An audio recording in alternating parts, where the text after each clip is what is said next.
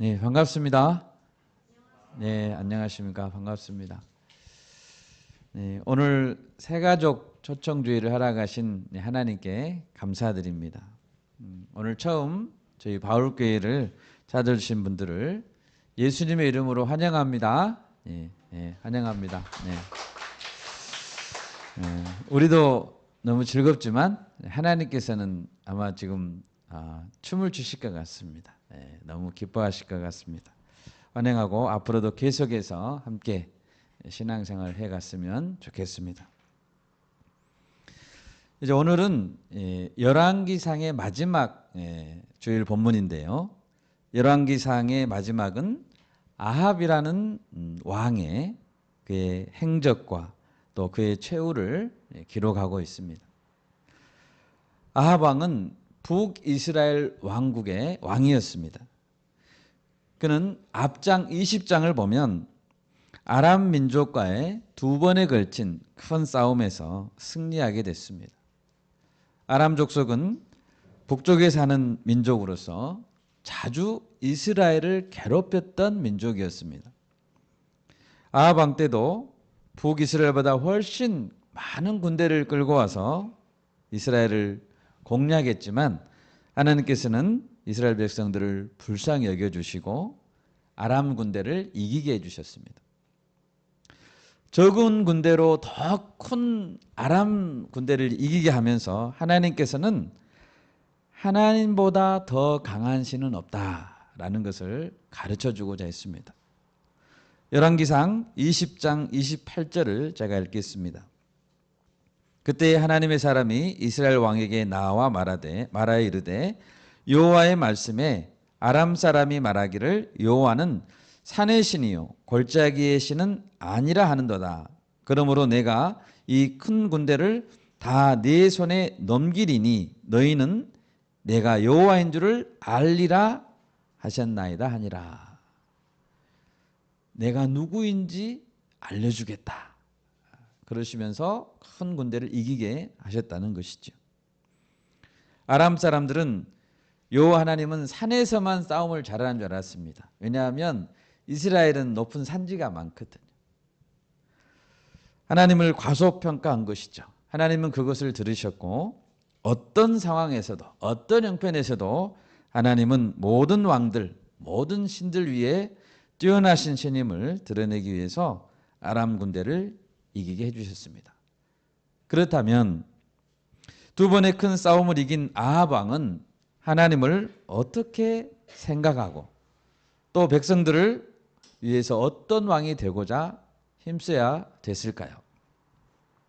당연히 아합 왕은 그동안에 자기가 괴롭혔던 선지자들 많이 괴롭혔거든요. 그것을 회개하고 이 하나님을 제대로 섬기겠다 다짐하고 백성들을 책임지는 왕이 되어야 했습니다. 그러나 아합은 그 역사로부터 아무것도 배우지 않았던 것 같습니다. 오늘 말씀의 제목은 탐심을 버리라입니다. 아합과 그 가정의 패망을 보면서 탐심이 무엇이고 또 그것의 결과가 무엇인지 배우고 우리가 하나님 앞에서 어떤 인생을 살아야 할 것인지 배울 수 있는 귀한 시간이 되기를 바랍니다. 네, 아멘. 첫 번째로 오늘 말씀에서는 탐심이 죄의 시작이라는 것을 알려줍니다.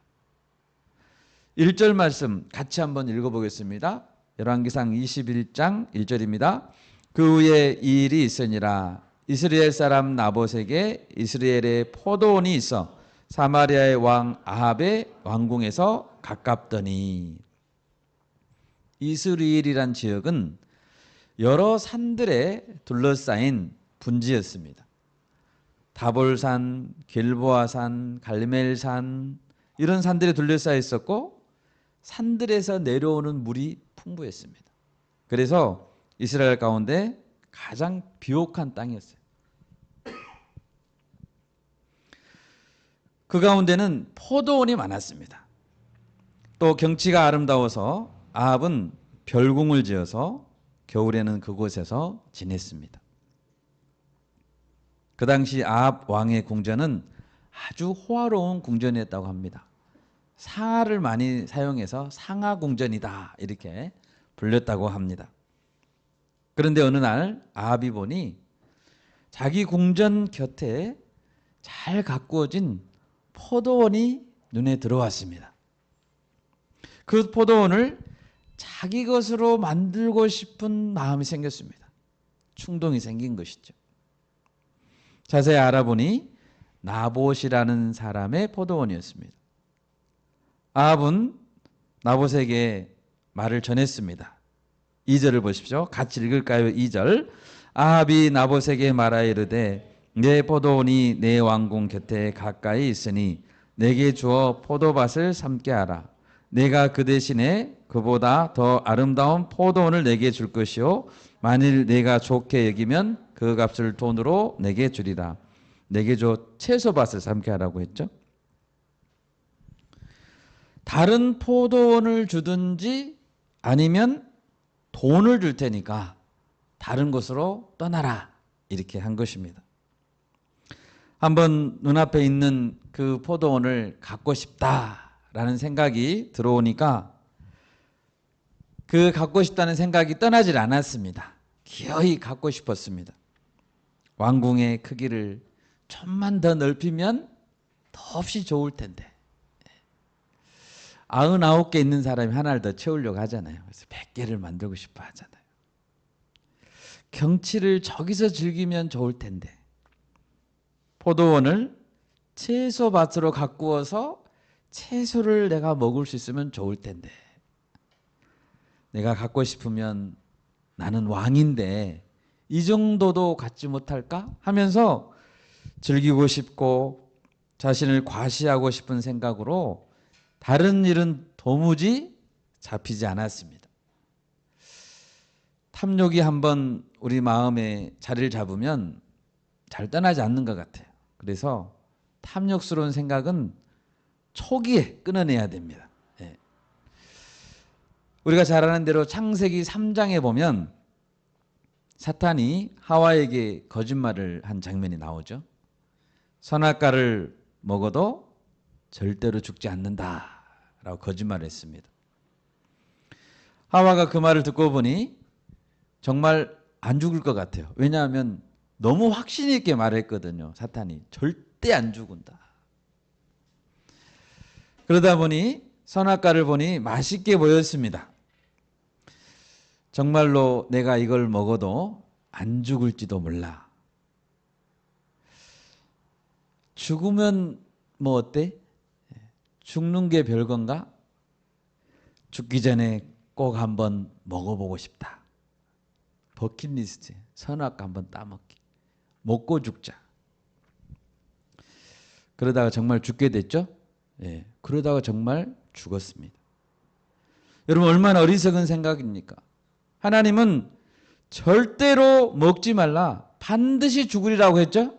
예, 그런데 사탄의 말에 속아서 다시 한번 선악과를 바라보니까 창세기 3장 6절에 여자가 그 나무를 본즉 먹음직스럽게 보였습니다. 보암직도 하고 지혜롭게 할 만큼 탐스럽기도 한 나무인지라 여자가 그 열매를 따먹고 자기와 함께 있는 남편에게도 주매 그도 먹은지라. 탐심은 사람을 어리석게 만듭니다. 탐심은 생각을 마비시켜 버립니다. 탐심은 하나님의 진리의 말씀을 잊어버리게 합니다. 여러분 탐심 때문에 자신의 인생을 망쳐버린 사람이 많습니다. 구약의 대표적인 사람은 사울 왕입니다. 아말렉 족속이라는 그 족속이 있었는데요. 그 아말렉 족속은 하나님의 심판을 받아 마땅한 자들이었습니다. 그래서 하나님은 사울 왕에게 아말렉 족속을 다 죽이고 아말렉 족속에 속한 물건까지도 다 없애라라고 했습니다. 소위 그것을 우리는 진멸시키라라고 하죠. 그런데 사울은 하나님의 뜻을 무시하고 어기고 나중에 변명했습니다. 사무엘상 15장 15절 제가 읽습니다. 사울이 이르되 그것은 무리가 아말렉 사람에게서 끌어온 것인데 백성이 당신의 하나님 여호와께 제사하려 하여 양들과 소들 중에서 가장 좋은 것은 남김이요 그 외의 것은 우리가 진멸하였나이다 하는지라. 다 진멸하라고 했는데 남기고 진멸했다는 거예요. 그건 진멸이 아니죠. 탐심 때문에 사울은 몰락하기 시작했습니다. 신약에서도 사도들을 속이고 땅값 얼마를 감추고 나서 헌금을 내놓는 아나니아라는 사람이 있었습니다. 이 아나니아라는 사람이 감추고 내놓으니까 베드로가 그에게 말했습니다. 사도행전 5장 3절입니다. 어찌하여 사탄이 네 마음에 가득하여 네가 성령을 속이고 땅값 얼마를 감추었느냐. 탐심이 죄악의 출발점이었죠. 사도 바울은 여러 편지에서 탐심을 버리도록 명령했습니다. 골로새서 3장 5절입니다.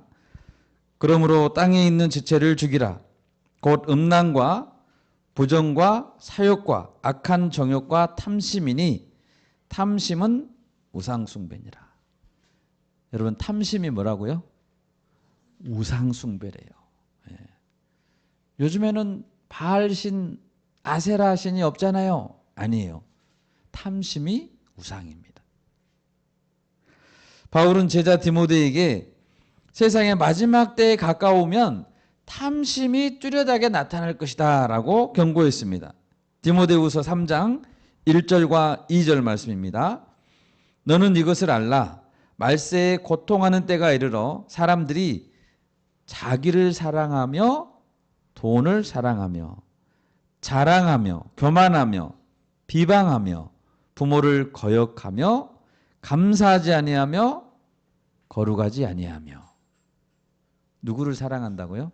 마지막 때에는 자기를 사랑한다. 자기밖에 몰라. 그리고 돈을 사랑한대요.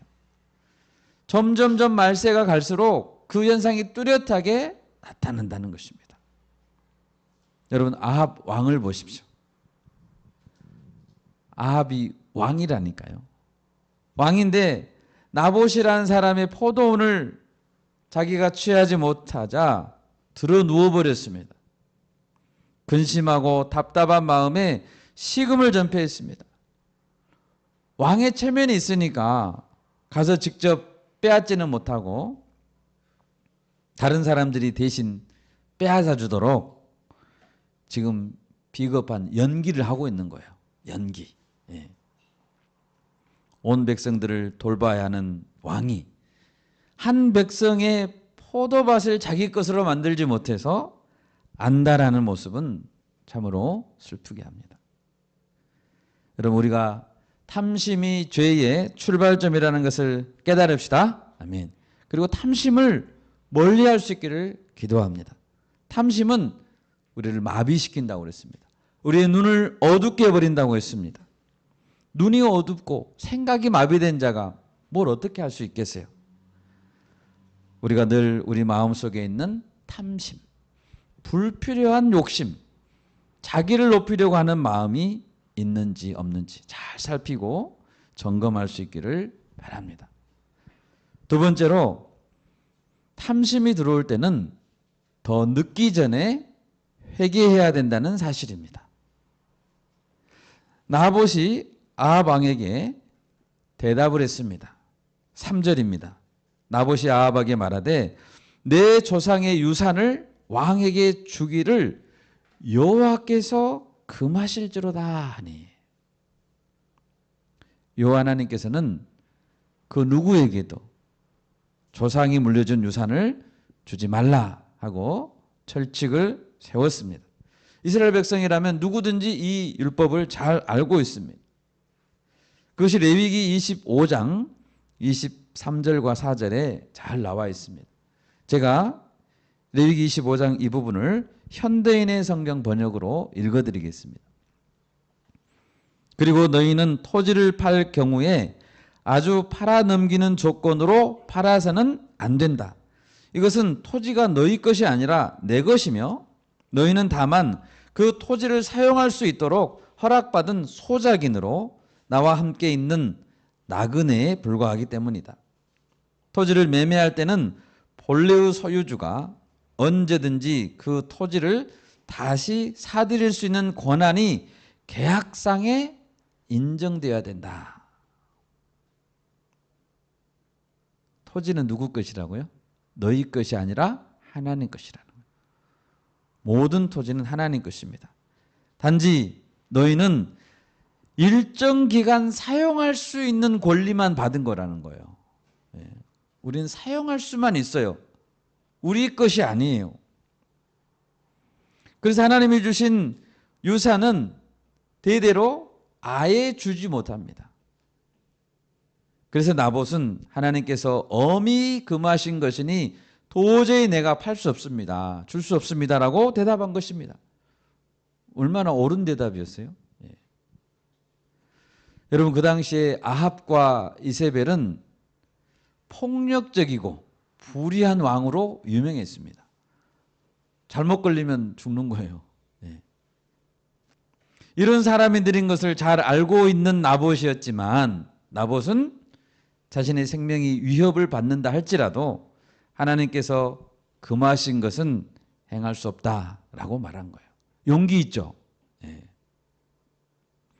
설령 아합이 엄청난 돈을 줘서 포도원을 사려고 한다고 할지라도 큰 이익을 보고자 하는 마음이 나봇에게는 없었습니다. 단지 조상의 유산, 포도원에 늘 감사했고 하나님이 내게 주신 것, 그것에 만족해했습니다. 나봇은 탐심이 없었던 것이죠. 여러분, 우리가 땅을 관리하는 청지기, 모든 땅이 하나님 것이라고 했으니까요.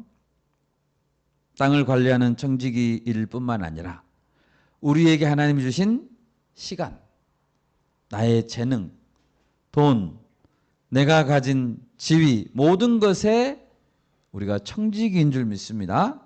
하나님이 다 주신 거예요.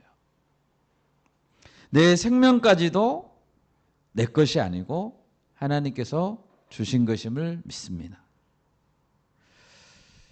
최근에 요 몇 주간 제가 진료를 하면서 마음이 안타까웠던 일이 몇 번 있었습니다. 그것은 50대 후반에 젊으신 분들이 연달아서 암으로 진단을 받는 경우가 있었어요. 최근 한 두세 분이 계셨어요.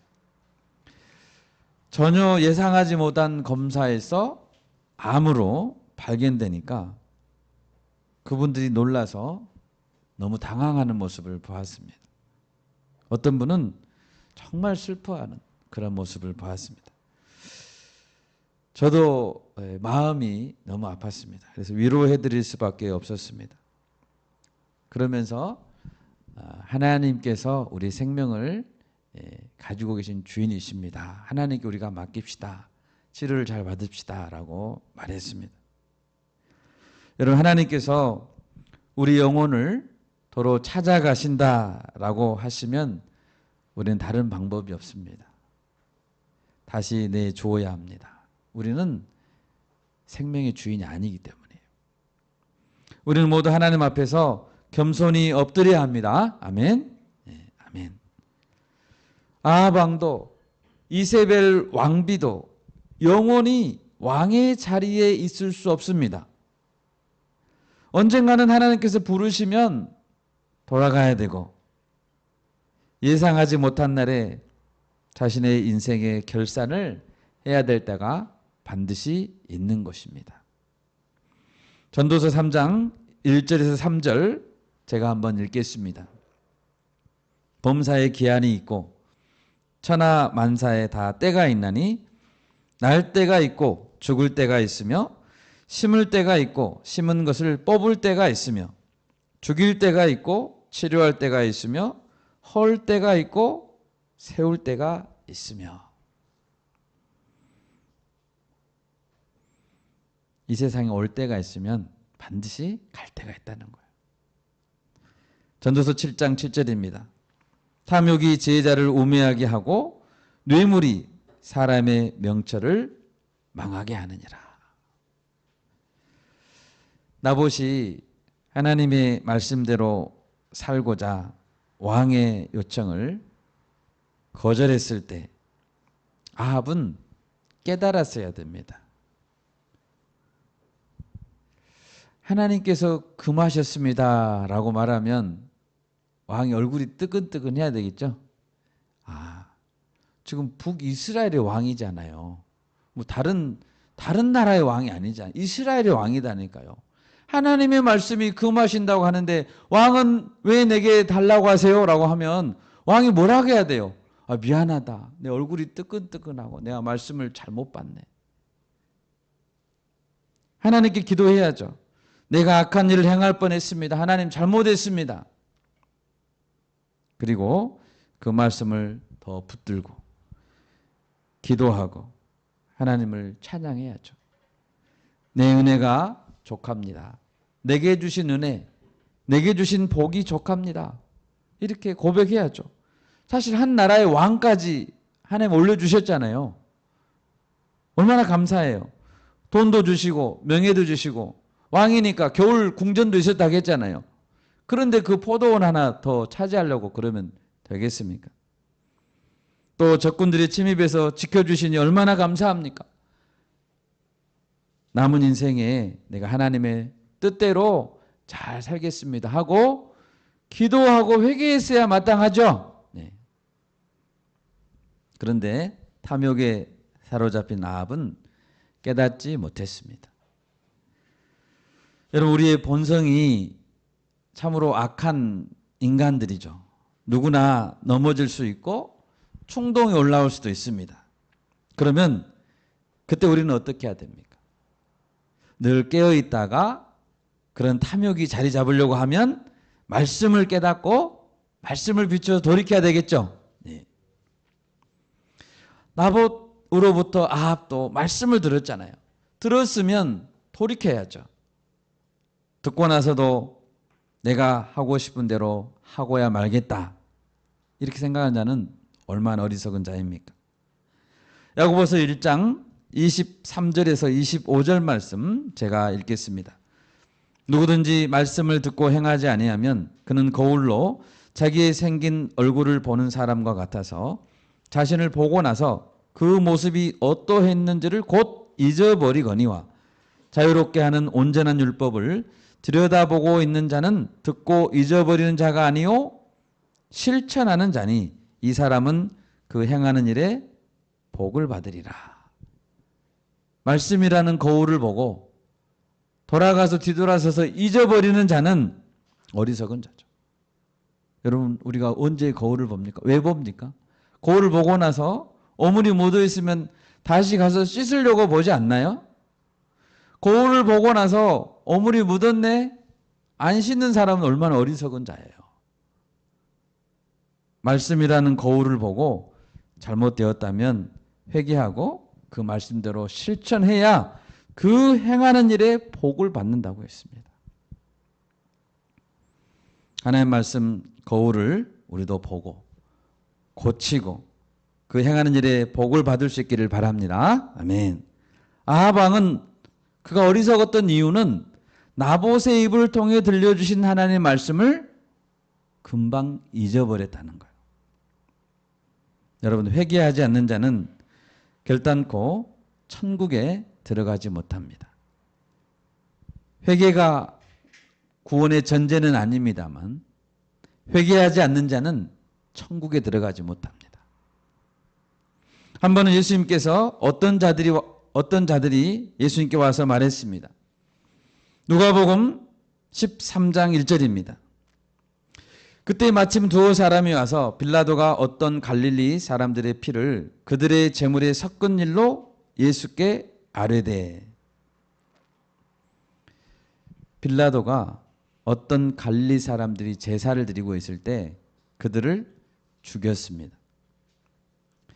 갈릴리의 민족주의자들이 예루살렘에 와서 소요를 일으켰던 것 같아요.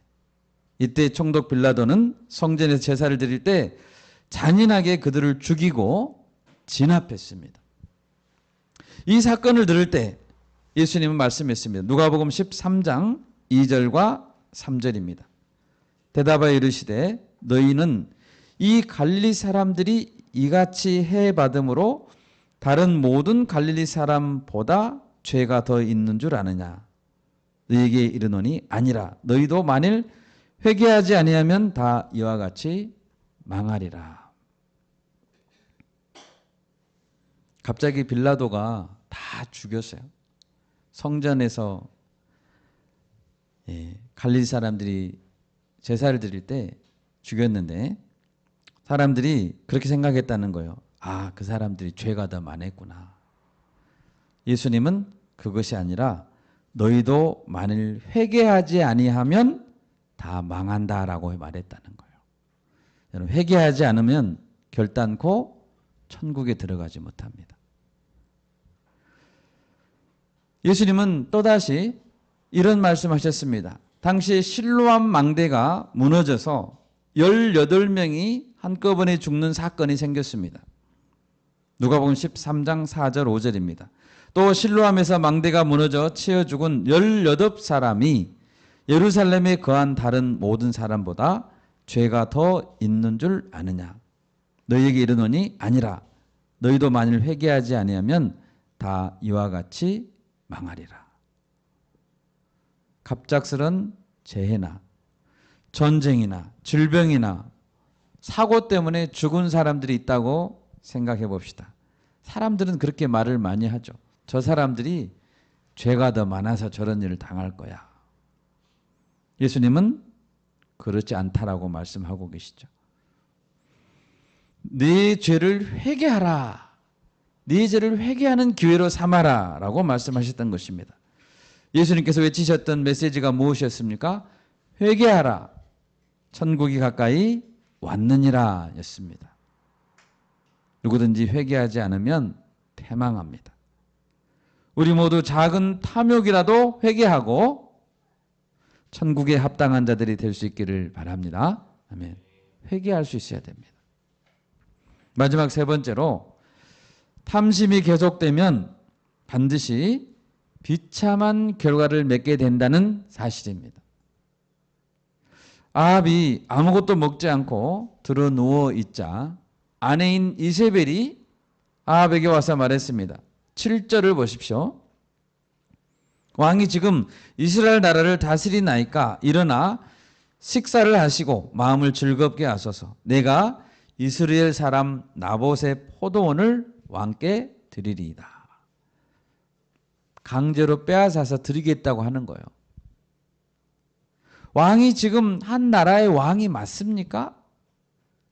그까지 작은 포도원 때문에 지금 괴로워하고 있단 말이에요. 그 포도원은 제가 빼앗아 드릴 테니까 일어나 식사하시고 즐겁게 마음을 즐겁게 하세요. 이렇게 말했다는 거예요. 얼마나 나쁜 생각입니까? 자기는 지금 강제로 빼앗으려고 하고 있잖아요. 이세벨은 바알을 숭배하는 이교도였습니다. 또 이세벨은 하나님의 선지자들을 많이 죽인 잔혹한 여자였습니다. 엘리야까지 죽이겠다고 했죠. 하나님을 모르는 여자이다 보니까 그는 하나님의 법에는 관심도 없었습니다. 그렇다면 이세벨이 이렇게 이야기할 때 아합은 어떻게 말해야 될까요? 아내를 만류해야죠. 하나님의 말씀이 있으니까 그러면 안 된다라고 해야 되지만 아합은 자기 손에 피를 묻히지 않고 포도원을 얻을 수 있겠다 싶어서 기뻐했던 것 같아요. 은근히 기뻐하고 밥을 맛있게 먹었겠죠. 8절 이하에 보면 이세벨은 아합 왕의 어인을 찍어서 나봇이 사는 마을의 장로와 귀족들에게 편지를 보냈습니다. 그리고 거짓 증인들 2명을 세워서 나봇이 하나님을 저주했다라고 증언했다는 거예요. 나봇은 돌로 쳐 죽임을 당했습니다. 많은 사람들이 동시에 10계명, 6계명, 9계명 그리고 마지막 10계명을 한꺼번에 범한 것입니다. 여러분, 여기서 중요한 것은 아합과 이세벨은 물론 나쁜 사람들입니다. 그리고 거짓말로 증인이 된 두 사람도 나쁜 사람들이죠. 그런데 장로와 귀족들 그리고 그것을 보고 있던 모든 사람들도 침묵함으로써 이 사건의 공범이 됐다는 것입니다. 여러분, 악한 일을 보고 입을 닫고 침묵하는 자는 공범입니다. 권력을 가진 자가 불의한 재판을 할 때 그것은 불의합니다 라고 외치는 것은 불이익을 감수하고 때에 따라서는 생명의 위험도 감수해야 되는 상황이지만 진리를 믿는 자들이라면 절대로 침묵해서는 안 되는 것입니다. 예수님도 선과 악에 분명히 입장을 취하라고 했죠. 예 하면 예, 아니면 아니라고 하라 라고 말했습니다. 하나님은 나봇의 억울한 죽음에 침묵하지 않았습니다. 아합에게 엘리야 선지자를 보냈습니다. 그리고 말했습니다. 열왕기상 21장 우리 같이 한번 읽어볼까요? 열왕기상 21장 21절과 22절 같이 읽겠습니다.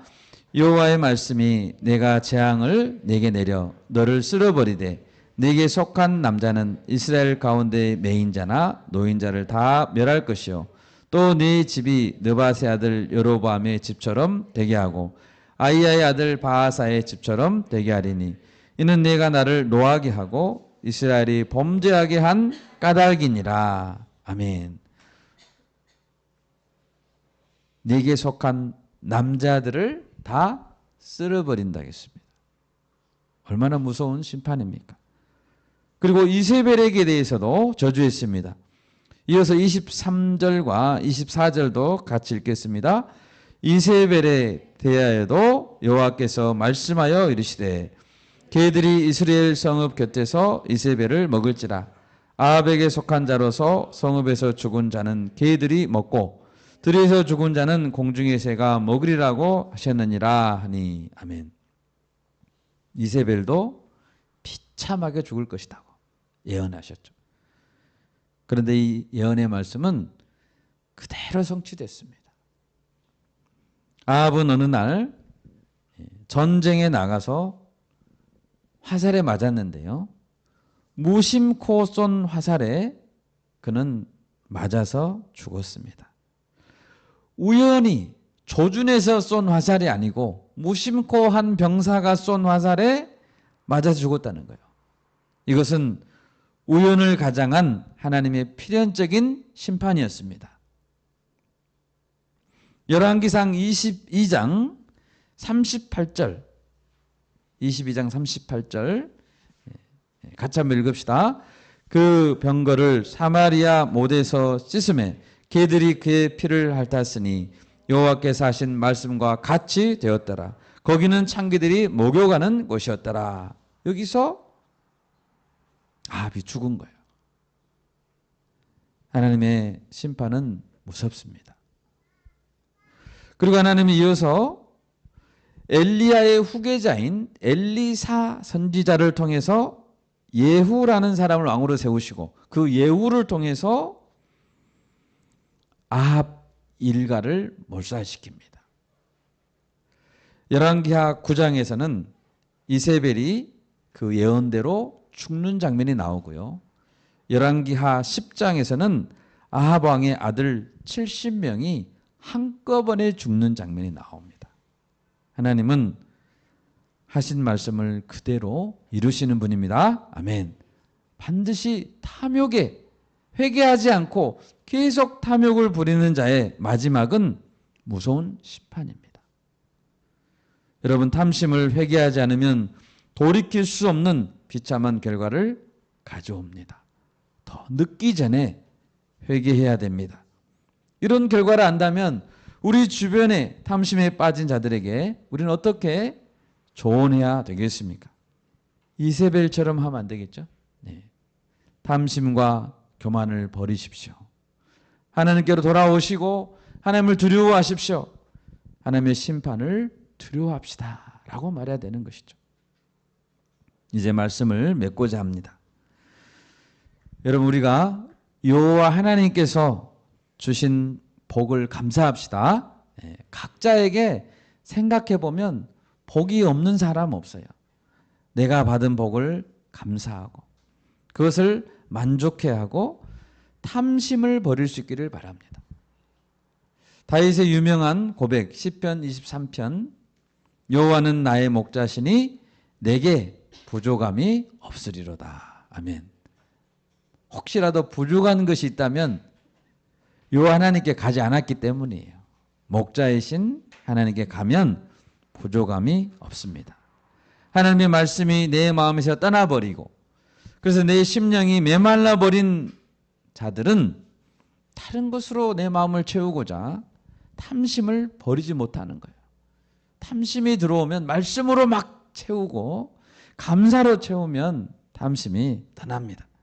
우리가 더 늦기 전에 죄를 회개하고 천국에 합당한 자들이 다 될 수 있기를 예수님의 이름으로 축원합니다. 네, 아멘.